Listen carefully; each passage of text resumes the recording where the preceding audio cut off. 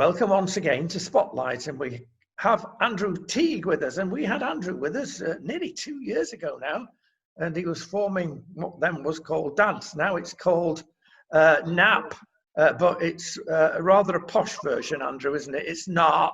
Explain that, would you? Yeah, well, we still have Dads running, which has about almost 25,000 members, but we also have NAP, the National Association of Alienated Parents. Which I guess Dads is one where we support in the members. NAP is one where we can generate and move forward to bring things towards the government, bring things further forward with more respect around it, I suppose, than Dads has been seen as just a support group. NAP is more of a move forward and lobby things as well, so we can push forward. Okay, remind us, what's this all about? It's a hidden iceberg, isn't it? A lot's going on that people don't realise. Tell us about that. Yeah, a lot of it is because you're in UK and in many other countries, the family courts are closed, and that's due to what they call protecting the children. However, over the years, we see that it's failing to protect the children because of what's called parental alienation, where children are used as the weapons in family court. And not all cases are parental alienation. And however, when they become parental alienation, it is probably the worst form of emotional and psychological harm ever done to a child, and the outcomes are catastrophic for them for their whole life. Absolutely. Now, give us an example of what can happen.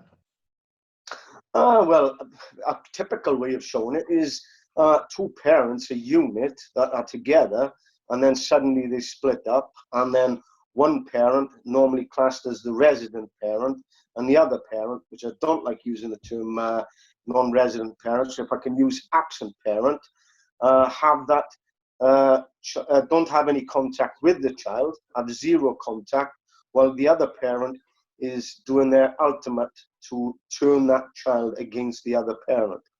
And if you can imagine the things like bad mouthing them in front of them, making the child fearful of that parent, threatening the children even not to have a good time with the parents and so on. These are the kind of just some of the smaller examples of the denigration that these children are put through and the psychological harm that is, because parental alienation is a psychological problem that happens with children.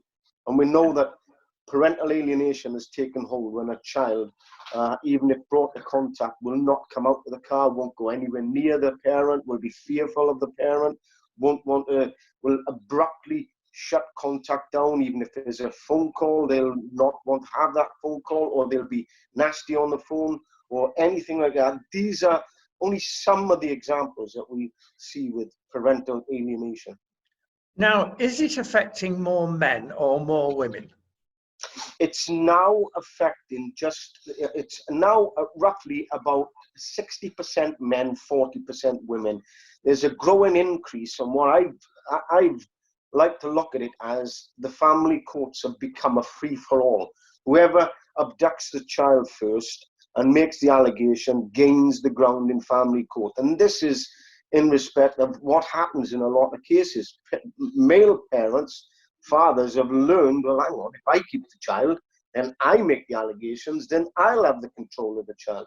And it's all about control a lot of it. And we feel that some may accidentally fall into the parental alienation where they mean to go into court to win residency or whatever else, and then they make false allegations, and then they're stuck in there. And they can't turn back because they're showing that they're a bad parent. And that's what a lot of the cases in family courts are, bad parenting. Absolutely. Does it depend on how good your lawyer is as well? Lawyers, I think that I have to say you're in a lot of cases with lawyers. I think a lawyer, a lot of them may drag the court system out. And one of the things we know in this country is that lawyer may be working for Bob one day and working for Kafkas the next week. And that's, you know, we also got to look at the fact that lawyers are not going to bite the hands that feed them. If they're going to get regular work off Kafkas and mediocre work off the others, there's going to be some. Indeed, and explain Kafkas for us. Yeah, CAFCAS, they're a court-appointed officers that the court appoint for the children to do like Section 7s. A Section 7 is where they look into both parents and the child's expressed wishes, or ascertain the child's wishes and feelings of what the child really wants. However, when we look at children that have been denigrated or certainly severely alienated, we are not going to get the ascertainable wishes of a child or even the expressed wishes of a child. In fact, expressed wishes would be the opposite of what the child really wants. Have we become too child-centric in this, as we have certainly in parts of education? We listen to what little Johnny says before realizing, does he know what he's thinking even? An example I was going to give of that just now is, and there's lots of examples of this, and we've done this on slideshow, and it's actually a part of what our child-friendly video is going to be about, and that is, I don't want to see my dad, for example, or mum. I don't want to see my mum or dad. I don't want to see them. Leave me alone, meaning the likes of CAFCAS are taking them out of school, CAFCAS or social workers or everybody else. What it actually means is the child just can't cope with it anymore. They can't cope with what's happening around them. You know, they can suppress it for so long, but eventually they get to the point where they cannot cope. And it's a term that I've commonly used for over 3 years now, 4 years, because we've been going for about 5 years altogether, 4 years. Is this as good as it gets? And that's from a child's perspective. Is this as good as it gets? I've got to stay with this parent because this parent is controlling. This parent is building up that everything is honky-dory there as far as the agencies are concerned, as far as the courts are concerned, as far as the lawyers are concerned, and the targeted parent is just simply targeted. So even as the educational DVD we brought out is to show that schools can accidentally or even sometimes knowingly end up aligning with one parent while showing the child in the school that they're dismissing the other parent. For example, the resident parent goes to the school and goes to schools, football, goes and watches plays, goes and watches everything else. However, because the other parent says, no, they can't come, the other parent, and the schools then stop the other parent from coming, which then shows the child that the mother is saying the father's bad. Social services are making out that father or mother is bad. And all of a sudden you have the school doing the same thing. So the children effectively are being let down continuously. Now, is this all part of what they call psychological splitting? Yes, actually, yes. And this is where we also see that this comes from, some of this can come from previous relationships as well. It can be historic. For example, say the mother now or father may have gone through something similar in their life and they haven't been able to catalogue it and leave it there and move on. They're carrying the drama on from their parents, and now they're passing that drama onto the children, which is, yes, absolutely, a psychological split, indeed, yeah. I've just been training with that, to be honest with you, and it's, yes, that's undoubtedly one of the best ways of actually explaining it to the point that it's bang on. I mean, until the child gets to age 3, they're not capable of understanding anything like this, and they will see black and white, won't they? They will take one side or the other. Yes, yeah, and that's where you start to find that the children are denigrated, and the children are starting to made feel worthless as well.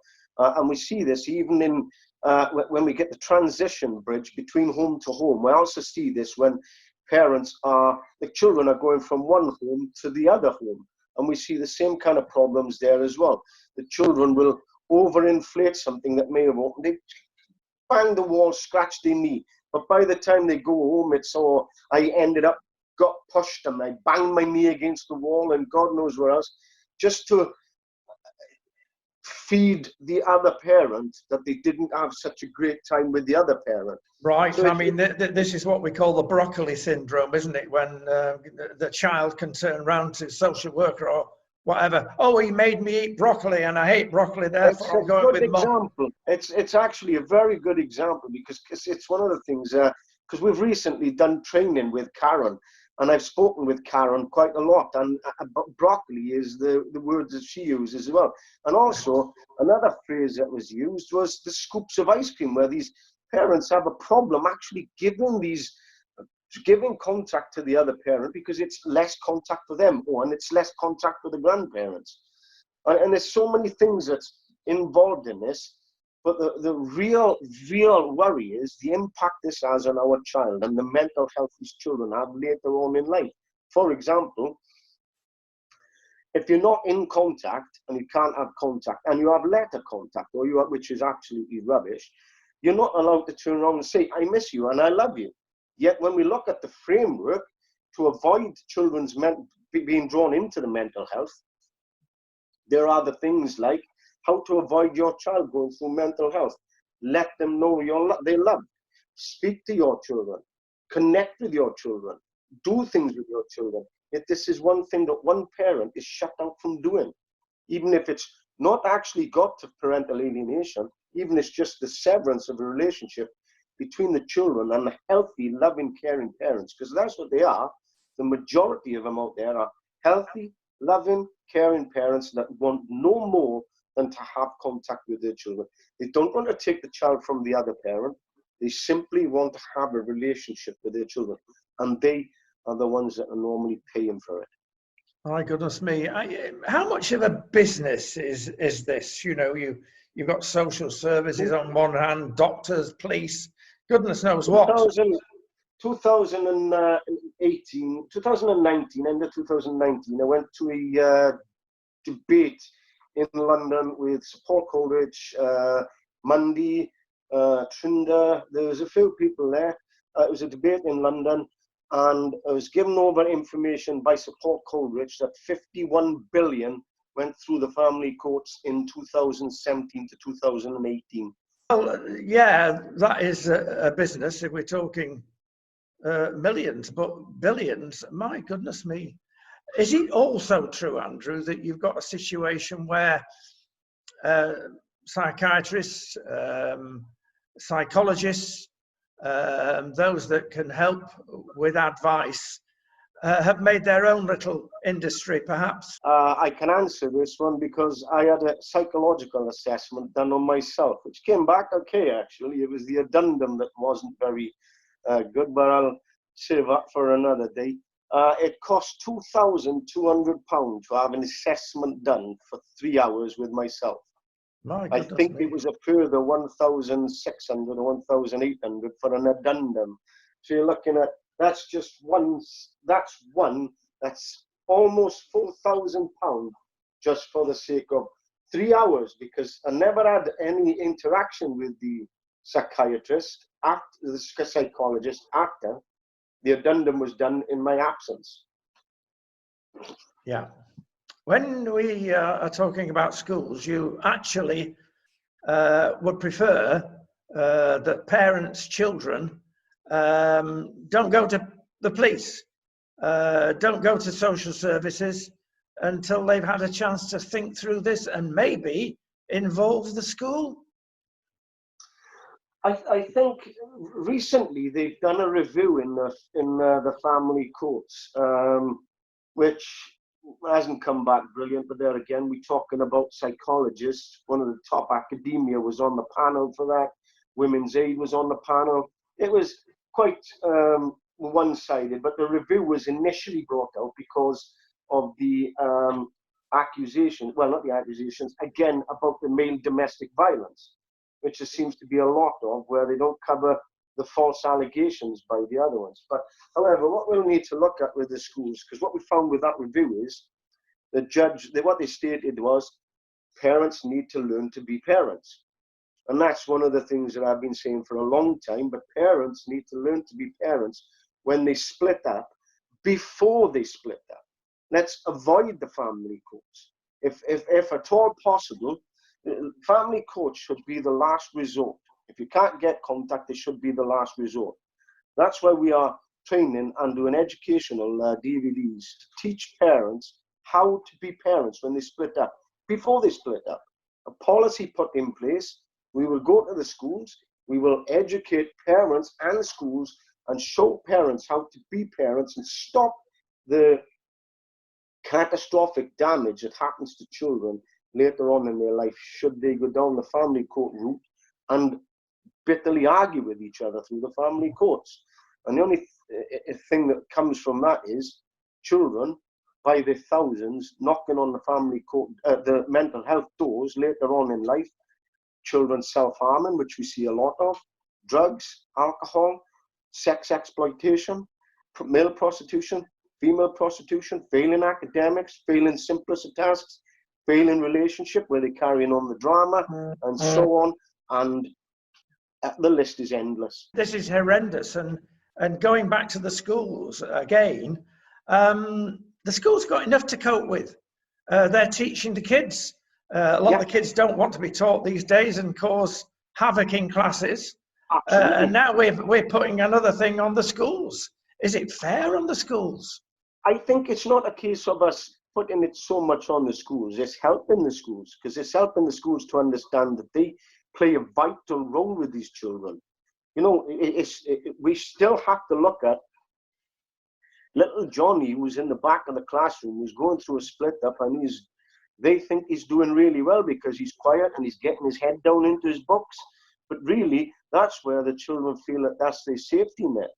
Now, I know from this, and I have to bring the schools into this, because during my own case, our child had the support with the school called the Derbyshire Project, which really helped her.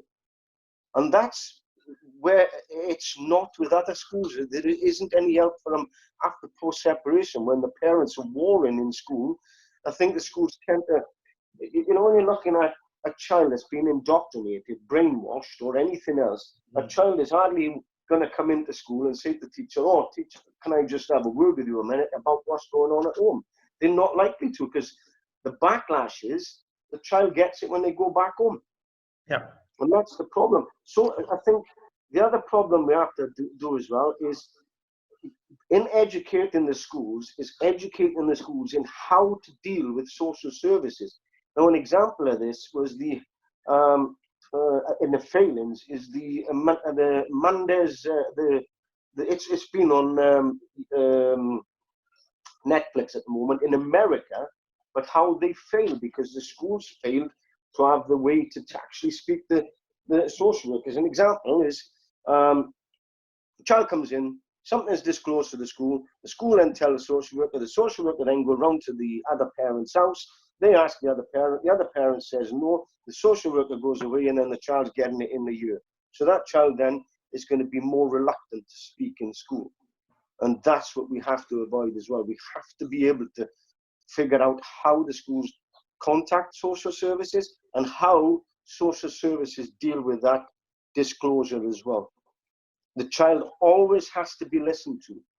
And unfortunately, in some of these cases, that's not happening. If they're not listening to the child and they go into the parent, then that child is not being listened to. It has been observed from time to time that a parent have set themselves up to get into the school, even as far as a governor in the school, so that they can deliberately appropriate their position. And once they get the school on side, that's it. Yep, there are some schools that are pretty good, and there's some schools that are pretty bad. I've undelivered the NAP report, the NAP educational DVD to some schools, and one in particular I spoke to here in Swansea.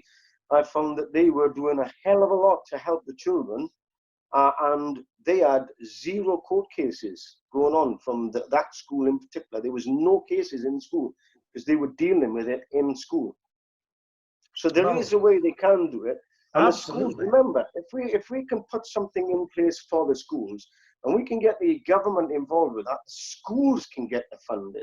They can get further funding to help them with pilot schemes is what we're looking at, and something where, you know, there are pastoral workers, there are safeguarding workers, and children desperately need the not just the care from the schools, but during the holidays when there is no school there, they need something there as well.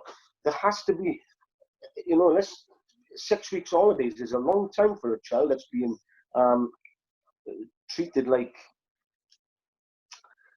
I wouldn't even like to see what the child is treated like by the parent and abused by the parent. 6 weeks of that is a long time for a child to actually have to suppress things constantly.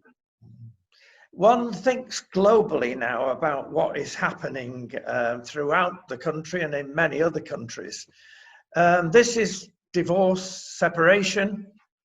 Is it not too harsh to accuse successive governments of actually promoting divorce, making it easier every time and not encouraging for the families to stay together?